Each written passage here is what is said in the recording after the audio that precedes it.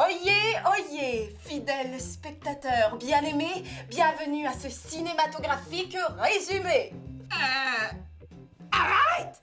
Qu'est-ce que tu fais, là? Ben, j'ai toujours rêvé de vivre à l'époque élisabéthaine, là, avec les crieurs publics pis tout, là. OK, premièrement, les crieurs publics, c'était plus à l'époque médiévale, puis deuxièmement, il y a des limites à virer sur le top avec la thématique à chaque fois. Ouais. Assis-toi.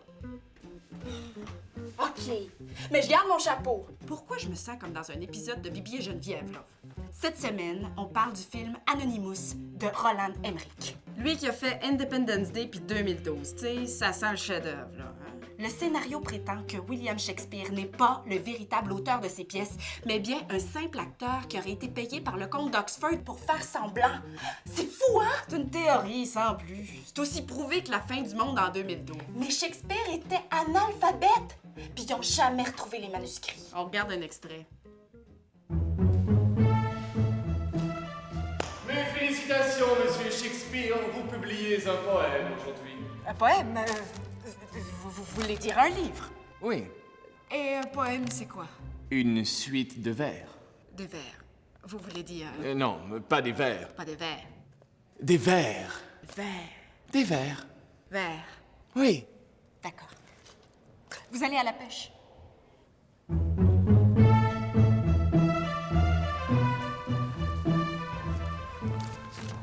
C'est une belle prémisse pour un film sur Shakespeare, mais c'est pas mal une des seules scènes où on le voit, malheureusement.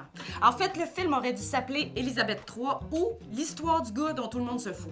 Ça me dérange pas, moi. On suit l'histoire du vrai Shakespeare, dans le fond. C'est qui le vrai? Ben, c'est le gars qui a eu une aventure avec la reine puis qui a écrit les pièces de Shakespeare, mais qui est pas Shakespeare, le vrai Shakespeare, c'est clair? La reine était très sensible à la poésie. On va regarder un extrait qui montre le début de leur relation sensuelle et passionnée. Un des trop nombreux flashbacks. Comment osez-vous? Vous avez partagé ma couche dans le but d'obtenir des informations politiques. Je vous ordonne de partir. Fleurs, plumes, oiseaux, rivières. Vous savez parler aux femmes.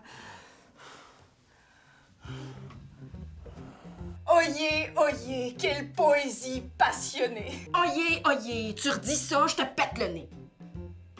On sent que les liens entre les personnages sont volontairement dramatiques puis tirés par les cheveux. On se sent comme dans un épisode de Top Model version élisabéthaine. On regarde un extrait.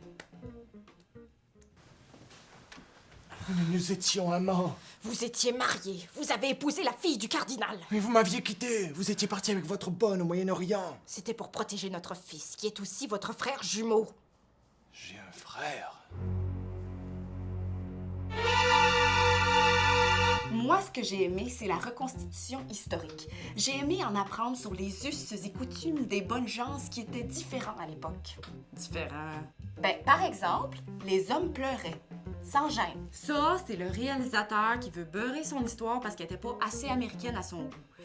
On sent qu'il aimerait donc ça qu'il y a de l'action dans son film, mais qu'il est pogné avec un film à dialogue.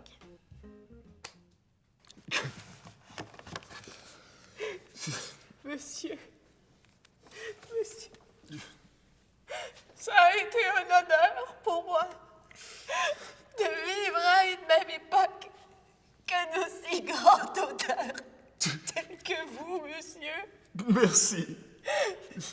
Monsieur, nous devrions sortir.